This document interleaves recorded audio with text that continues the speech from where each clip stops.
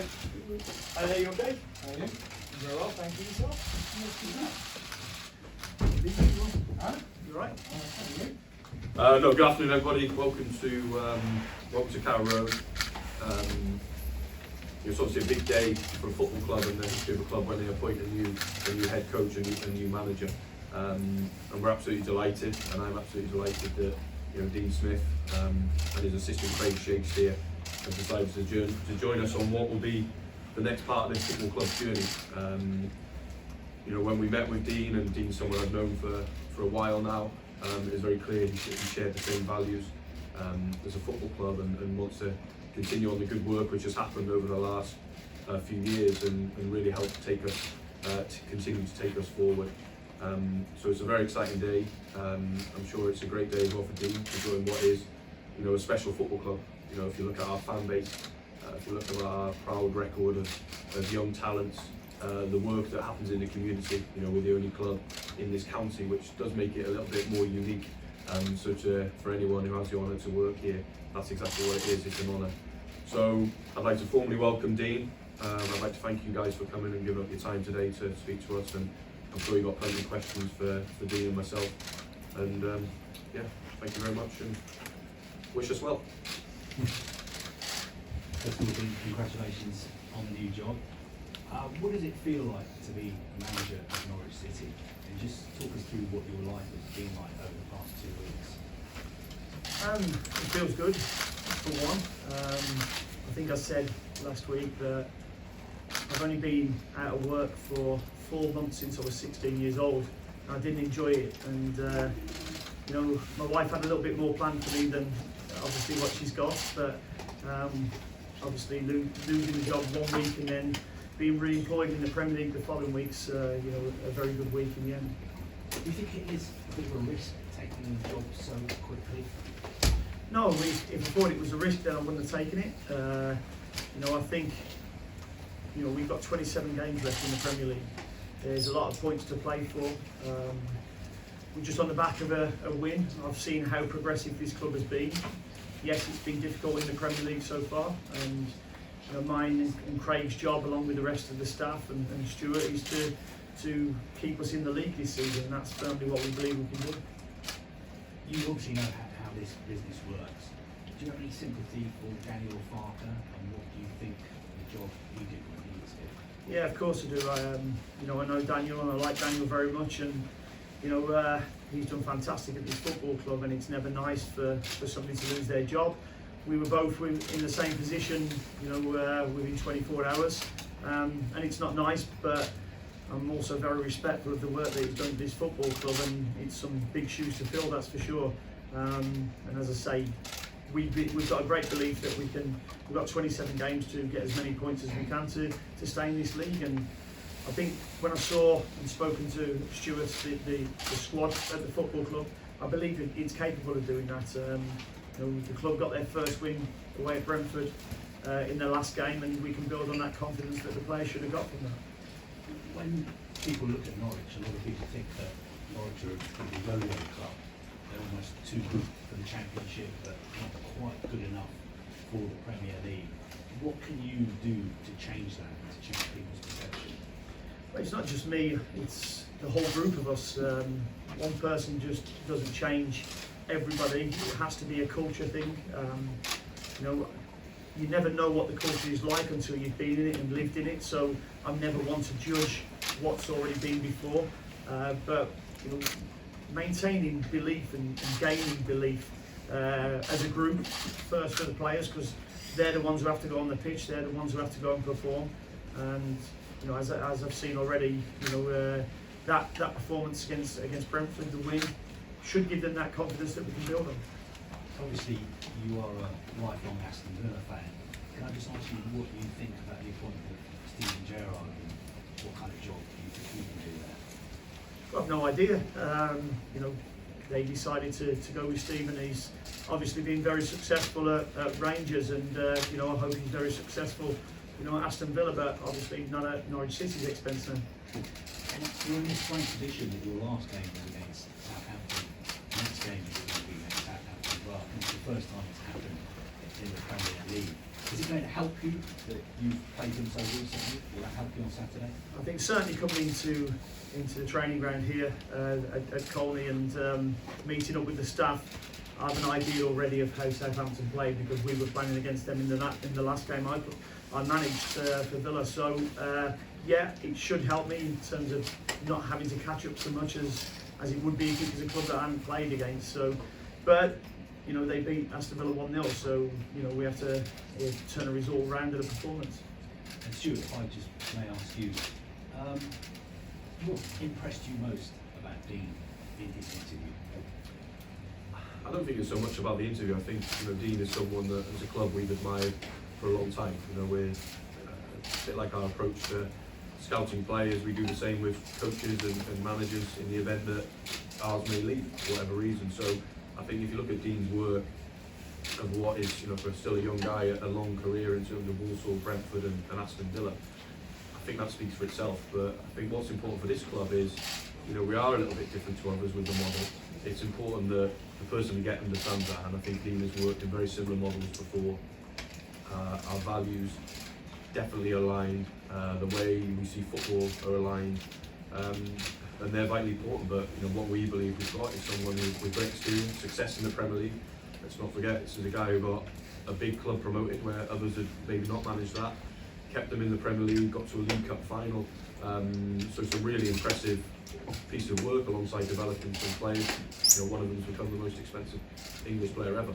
So it really fits what we want to do and what we want to do next. But what we also see is a man who is going to buy into the whole club and work on us to make everything better, because obviously we've still got a lot of improvements to make. So it's exciting as we go forward to have that new start, to build on what we've done so far.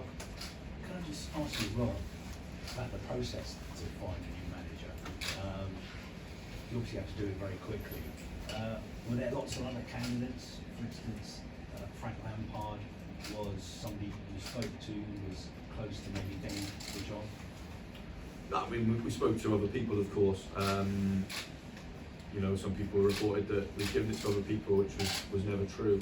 And we keep our powder dry when we're doing our stuff in the media. But in terms of Dean, the most important thing was, unfortunately for Dean, because he lost his job on the Sunday morning, to be honest, my ears pricked up very quick, because he was someone that, like I say, has always been a long-term target. That if he was ever not in work, or was maybe at a lesser club than us and we could employ him, we would do that. So the next stage was, I'll be honest, I phoned his agent and said, I'm expecting you to say that he's got no interest because he maybe wants to have a break.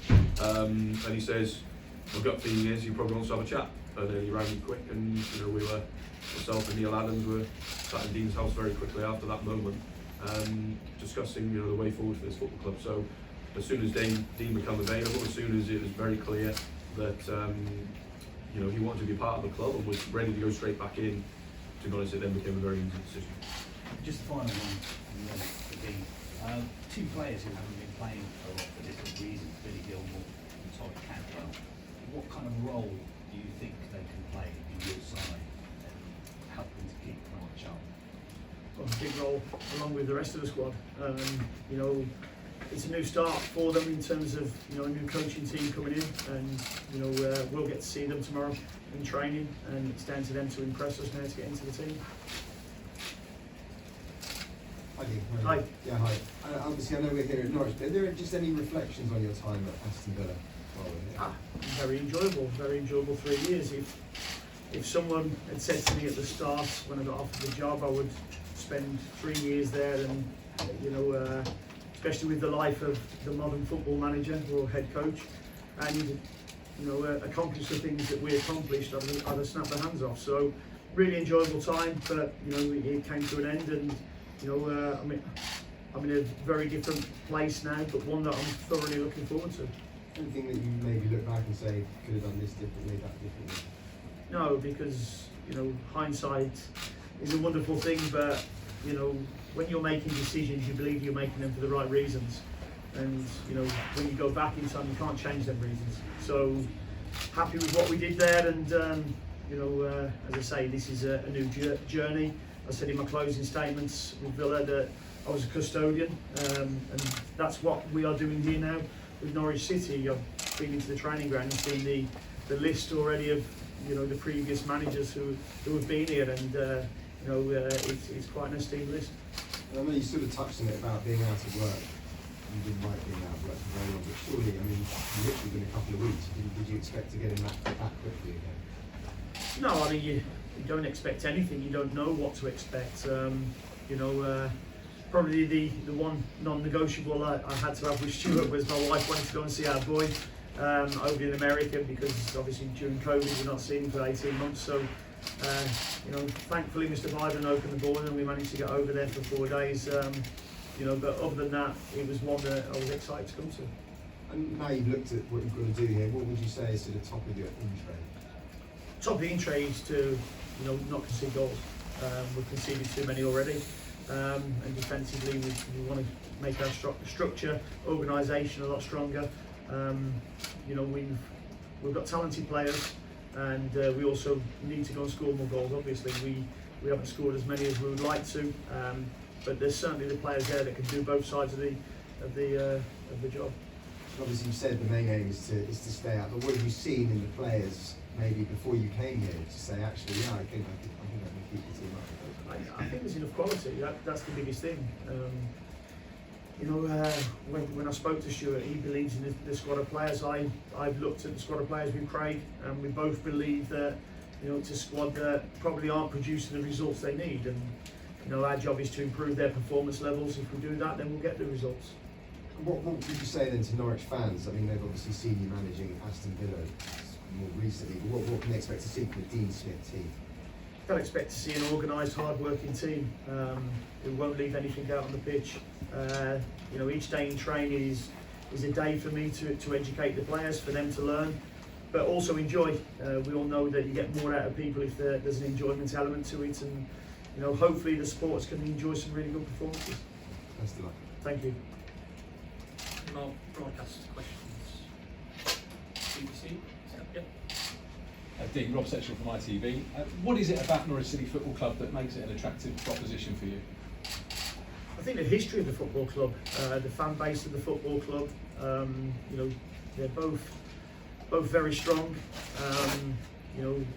We're in the Premier League. Our aim is to stay in the Premier League, and if we can go and do that, I think there's great building blocks being put in place already by Stuart, by Daniel, and hopefully we can build on them.